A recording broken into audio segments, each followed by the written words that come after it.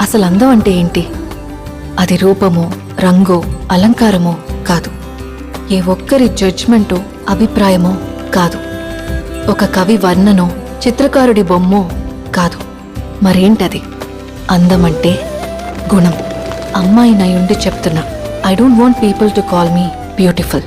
దాని బదులు నీది కష్టపడే తత్వం, నీలో కరుణ ఉంది, నీకు ధైర్యం ఎక్కువ, నువ్వు తెలివైన దానివంటే నాకు సంతోషం. Address us by our qualities. MS Subbalakshmi అంటే భక్తి, అందం కాదు. మదర్ తెరెసా అంటే కరుణ, అందం కాదు. ఐన్ ర్యాండ్ అంటే తత్వం, అందం కాదు. సరస్వతి అంటే విద్య, దుర్గా అంటే ధైర్యం, గౌరీ అంటే తపస్సు, లక్ష్మి అంటే శుభం. ఇలా ఏ దేవతనైనా ఆమె క్వాలిటీస్ కోసమే పూజిస్తారు, ఆమె అందం కోసం కాదు.